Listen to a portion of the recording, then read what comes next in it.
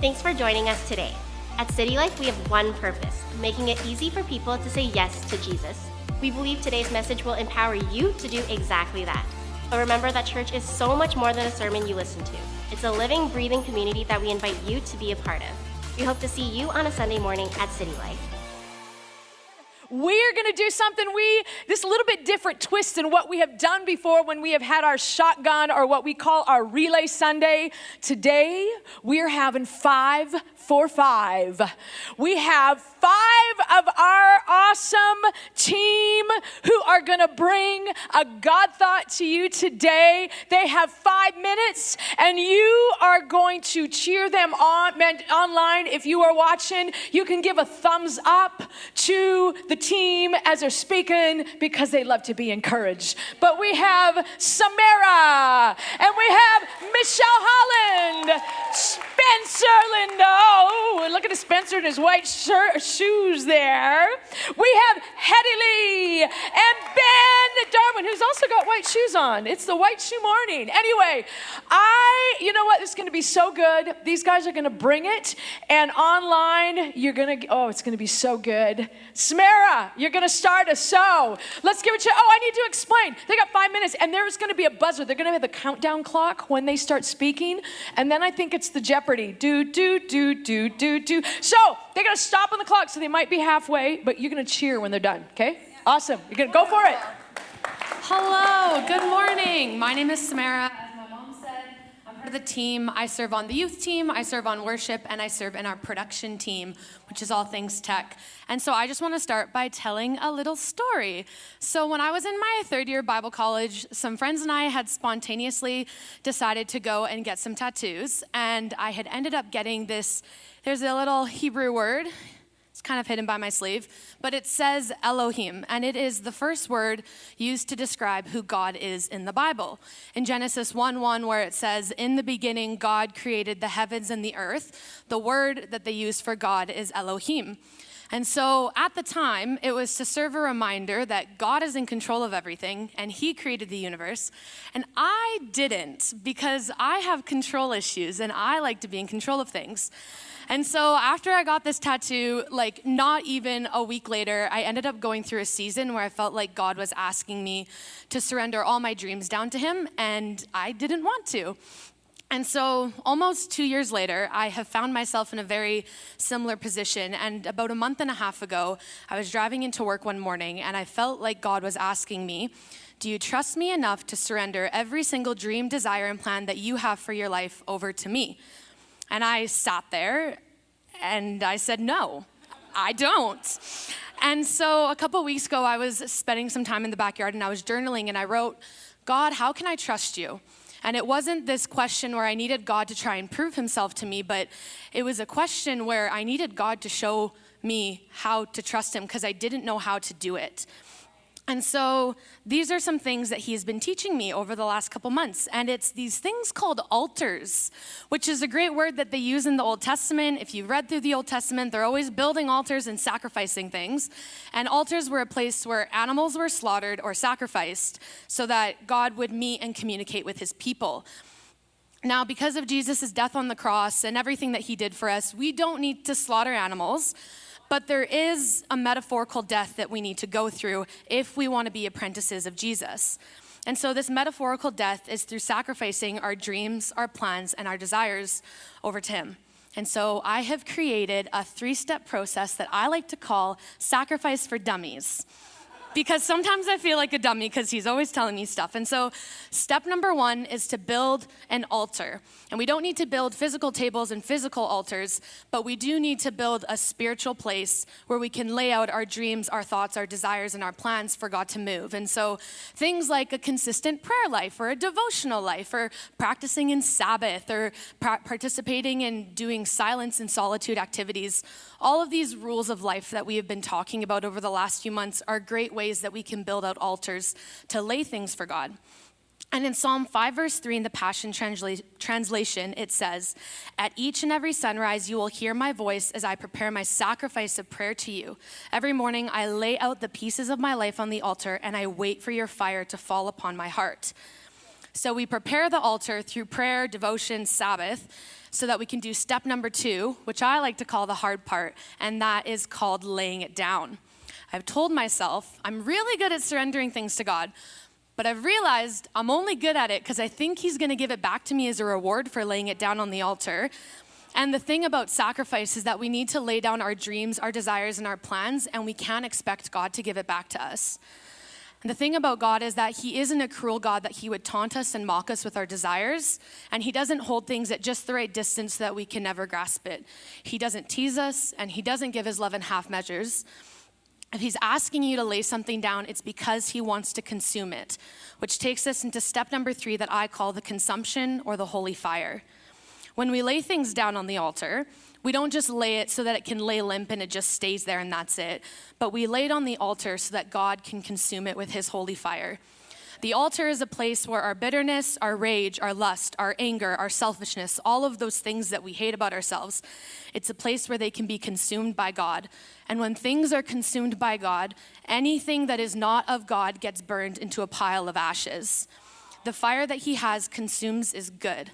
And so when God asks us to surrender something, it's not because he wants to take things from us, but it's because he wants to have his good way in our life. And he can't have his good way if we have our way. And so I just want to wrap up with Psalm 73, verse 28 in the Voice, and it says, "But the closer I am to you, my God, the better, because life with you is good." And so I just want to remind you that life with God is good, for even his good is infinitely better than anything we can dream or desire. If he's asking you to sacrifice something on the altar, it's because he wants to have the better that we could never imagine. And that's it.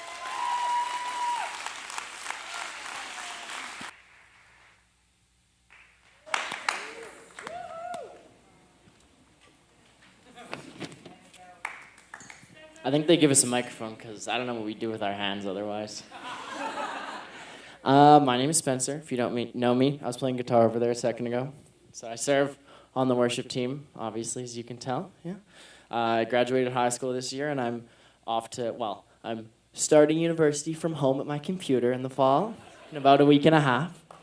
It looks like they've started my time, so I only got 5 minutes. So I'm here today to talk about the future, which is definitely something that I've been confused about, you know. I like to think I could plan out my entire life. If I could see what my life looked like for the next 5 years, I think that would be probably what I'd want to do, you know. If I could just plan every part of it, but I know that can't happen. So anyway, I said, yeah, I feel like a lot of young people worry about the future. So I thought I would look into what God says about our future. Yeah, and the best way I know how to do that is to look at Scripture. I'm a Scripture guy. We us young people do still have physical Bibles. We don't. You see, yeah.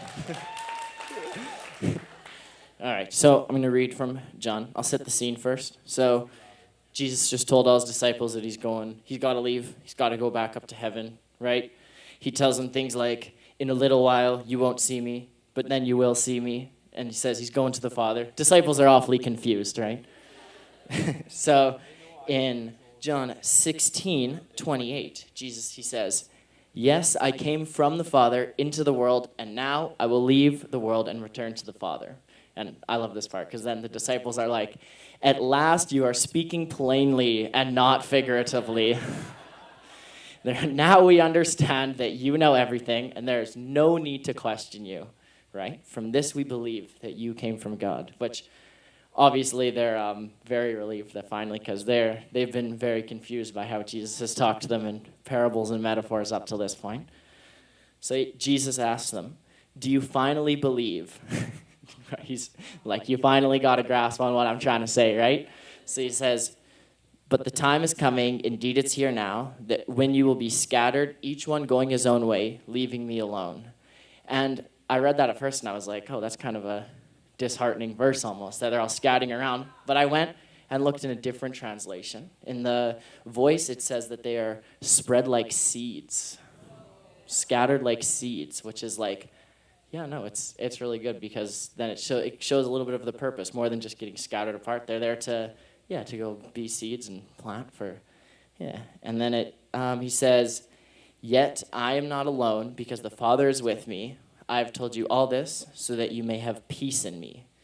Yeah, and that's still Jesus talking, which kind of blew me away, because Jesus is almost needing to say that he needs the Father too. Like he's still a man, right? So yeah, it's kind of like he's helping the disciples relate with them. And then I love this part because this is the future part. This is the verse I base this whole thing off. So he says, "Here on earth you will have many trials and sorrows, but take heart because I've overcome the world." There's your memory verse.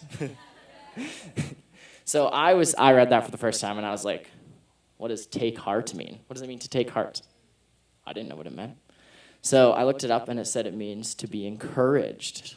So we're to be encouraged because Jesus had overcome the world. Yeah. And like it's almost even more than that. Like it's not just to be encouraged, but it's to be encouraged from something. And I think, yeah. So I guess, yeah, if we're talking about like continuing the future, I guess it's like I've been like trying really hard to take courage from that and be confident that my future that it's in Jesus' hands, and that's kind of what we got to do. You know, as young people, we're kind of told a lot. Like, I mean, I feel like I've definitely felt the pressure in the last year to like get told what we're doing. You guys need to plan your future. You need to know what you're gonna look like. What are you gonna do when you grow up? What are you gonna be? And I think that we don't need to know. I don't need to know. God knows. I don't need to know. I can have an outline for how I think it's going to go, but I have a good feeling that it's going to go in some other sort of direction. Yeah, I don't know. I got 40 seconds left. I should have probably timed this a little better. I thought I was pretty close. Yeah. So no, that's kind of it. Yeah, but this verse, makes me think that maybe I can just sit back and have a little peace in the fact and not worry about, I can kind of push away all the people who are saying that I need to have a definitive plan for what my next 5 years is going to look like. Even though I'd like to see it, I can trust that my life's in good hands. Yeah.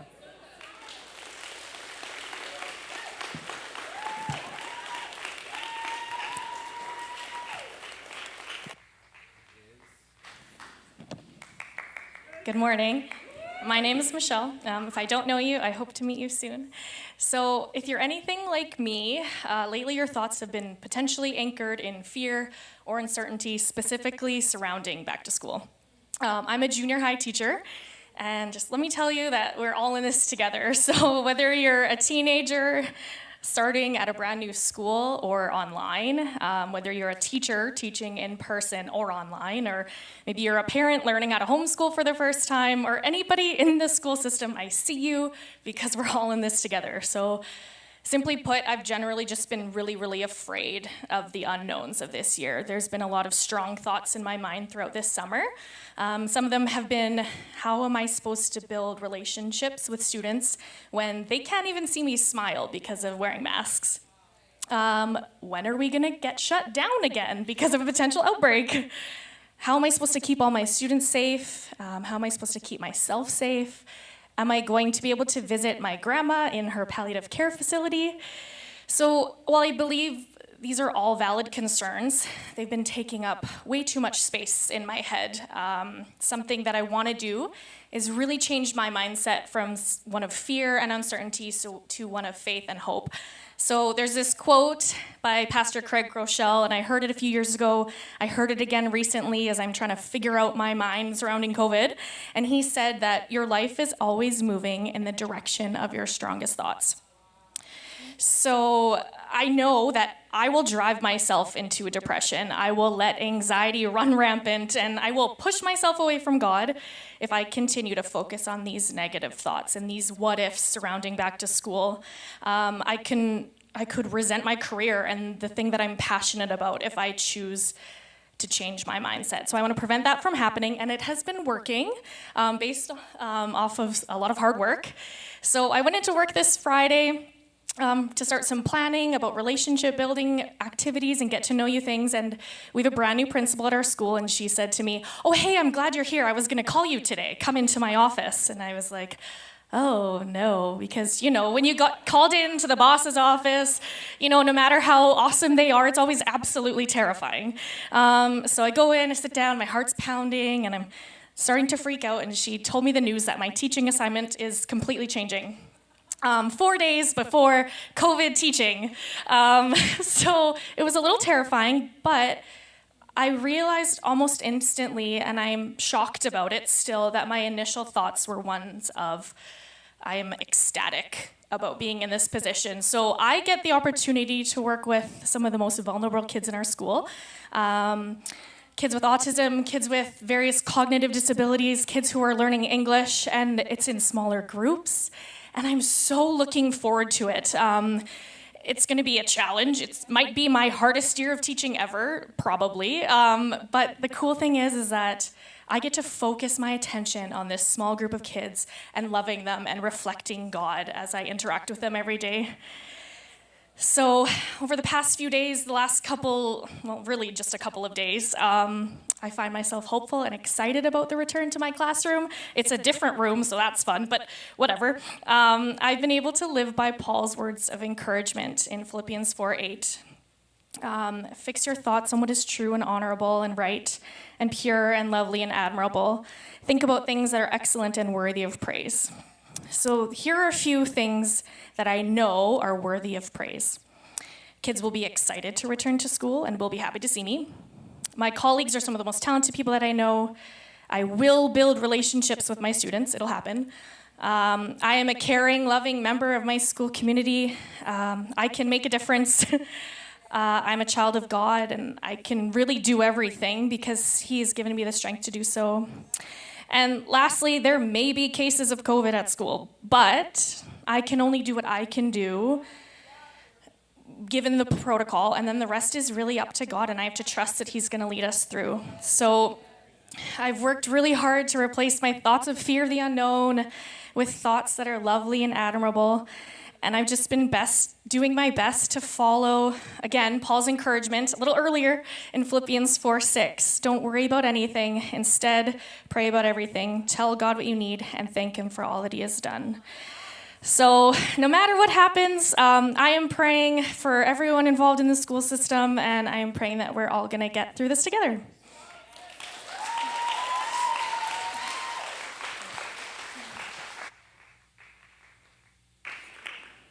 Good morning. Hi. My name is Hedley, and I am incredibly nervous.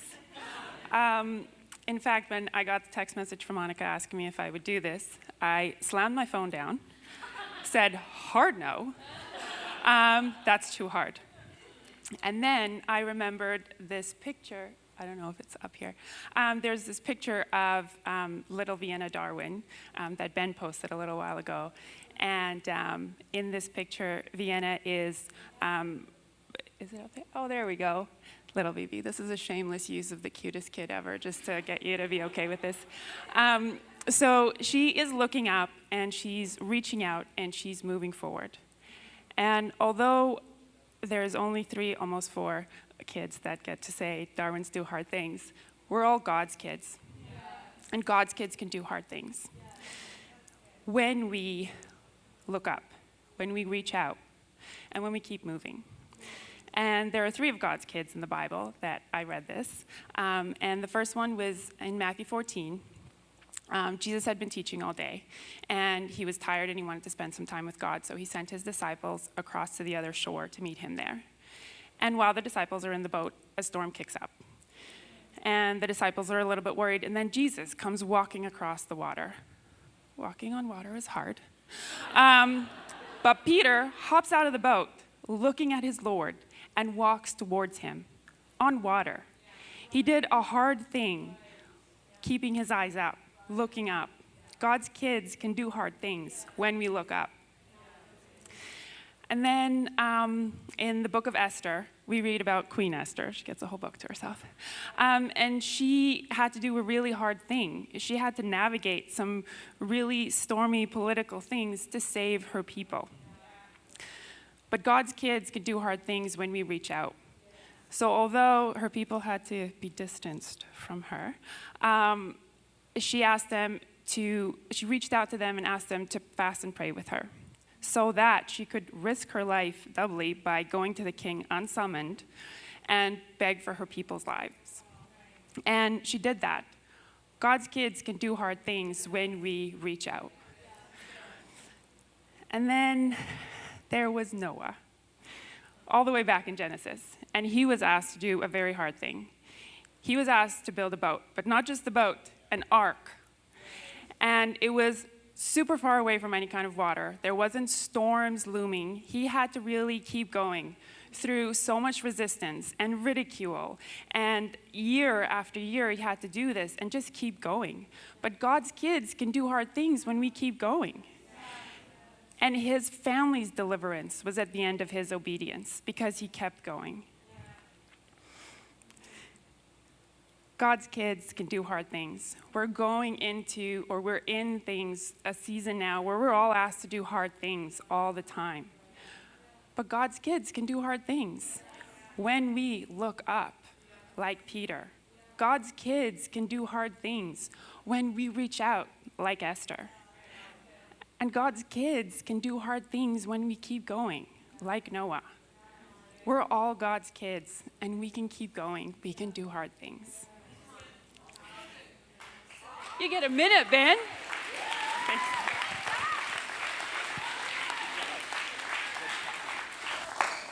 I didn't expect you to end early. Okay.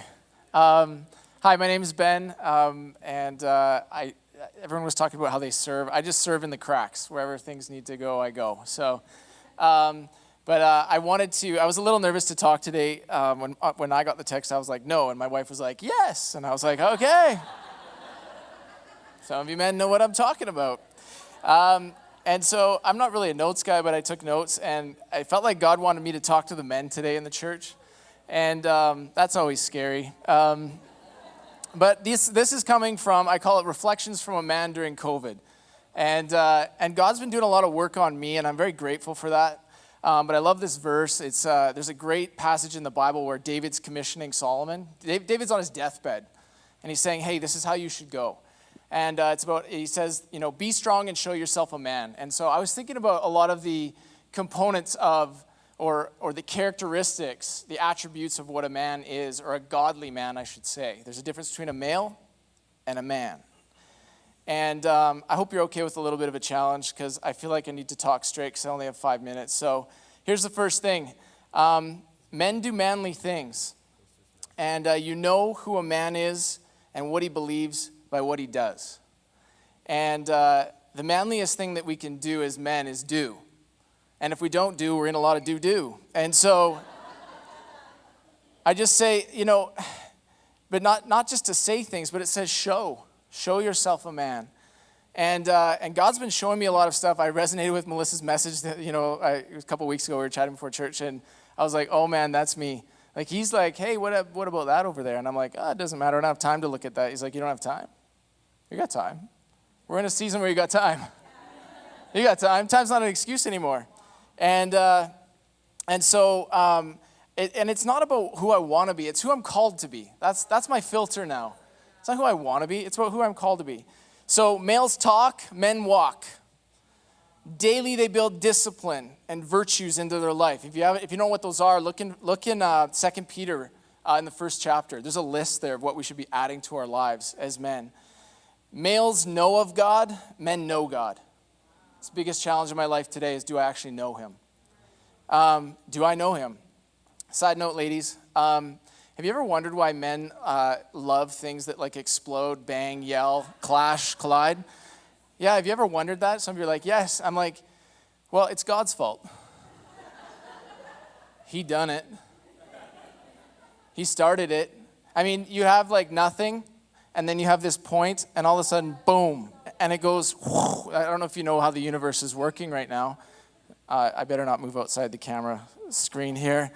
And then there's all these things that are colliding and crashing and banging and exploding. There's still stuff coming at us from millions of years ago. He did it. And I think that's why there's that part of us that wants that grit and that grind and those things to explode and collide. And, there's big balls of burning gas and all this stuff. Right? It's hilarious. When I look at it, I'm like, he totally put that in us. Things got really out of hand, I think, when he started all of that. Let's just call it beautiful, chaotic order. Right? Beautiful, chaotic order. And you know what, ladies? Some of your husband's DIY projects look like that in the backyard, right? It's like he's building a shed. Oh, no, wait, it's a deck. Oh, nope, it's a boat, Noah. Whoa, no. And you finally see it, you're like, it's a wooden dragon. Why do we have a wooden dragon in our backyard? I don't know. Anyways, let me keep going here. But I was thinking about men as well, and men do what's right, males do what feels right. And this is a really touchy subject in our society today. But feeling right is much easier than being right. And it's often just as convincing. It takes a lot of work to actually be right. And I don't know, how have you been in this season as a man? Have you grown? Have you given into dopamine-rich activities? There's a whole list of them. You know, if we have the time to change, but we're not changing, then what's going on? And I thought, you know what? It's a connection issue. It's my heart issue. And maybe I've lost touch with the basics. I think we did a whole series on things like, I can't remember, it's things like solitude and silence. And do you remember all of that? I was like, okay, are we actually doing it? And it's sad to me that a lot of men don't crack their Bibles or pray on a regular basis. I so desire stronger men in a church who experience more than just defeat. Some of us are numb to the fight. We're drugged by fear. And guess what? Our church needs us, our family needs us, our nation needs us right now. And some people would say, well, Ben, it's hard. I'm like, did you just listen to Hedley's message? The reward's great, guys. That's why it's hard. Last thing in my last minute. Here you go. Rapid fire. Men are faithful to their field. Men tend the field that they've been given in the season that they've been given it. We've all been given a certain thing to tend to right now. It's about responsibility. Maybe your field is, a rusty old Camry flipping burgers on the weekend, but that's your field. Tend to it. Gain responsibility. Why? Because faithfulness now leads to great things in the future. Faithfulness now is the key to increase later. So guard and nurture what you're assigned to. Men don't need other fields. Oh, sorry. Okay, we did it. There you go. Man your territory. Trust God. Keep going. Here we go. I think I saw the wrong timer. Can we give them all? You guys can go ahead and go on off. Can we give them another hand online? Give them the thumbs up. Cheers. Confetti, whatever you want to give. Man, what a powerful boom, boom, boom, boom, boom. And they all connect. There is a connection. And you know what? We need to sacrifice. What are you willing to sacrifice? God is asking you, maybe for the first time, maybe you're watching online and you're like, what in the world was that? And maybe in the room for the first time, you're like, what was all that about? And the greatest sacrifice was paid for us. And God just simply asks us to give it, our life back to him is what he asks.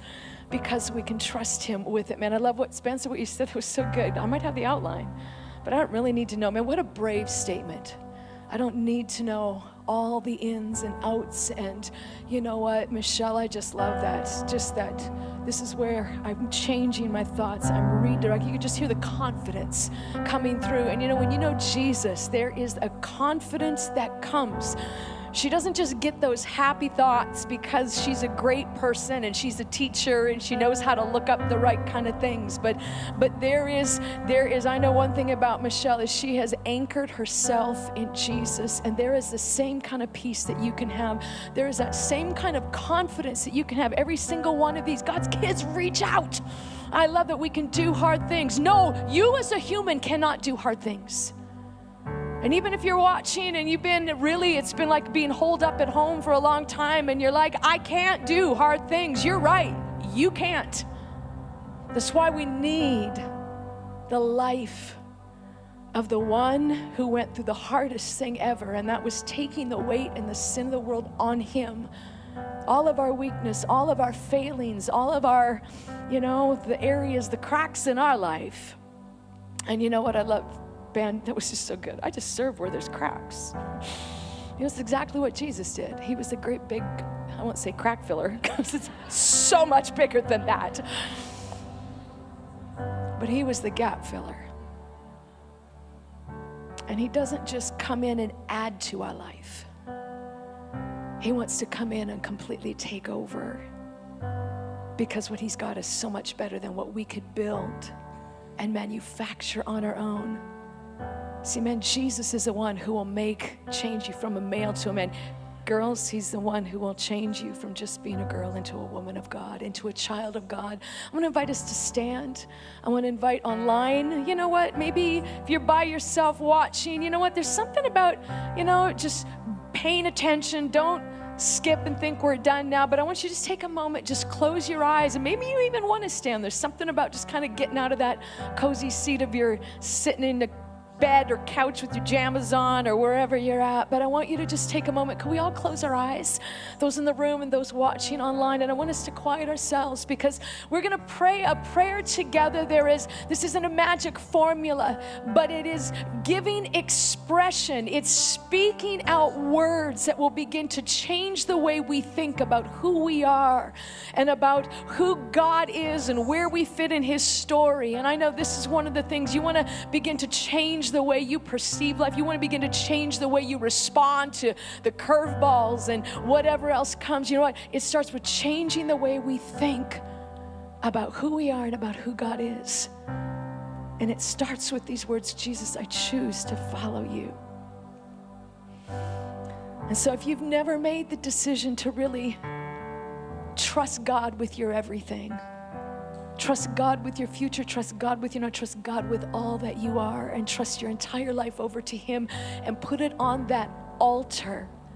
Today could be an altar-making day for you. And how do I put my life on an altar? Well, it starts with words like this. Can we all pray together? And this is a way that we can make that commitment of putting my life on the altar. I'm going to follow you, Jesus. I'm going to trust you with my life. Can we pray together? Say, Jesus, I thank you for all that you have done and made possible for me. And I say yes to stopping living my own way.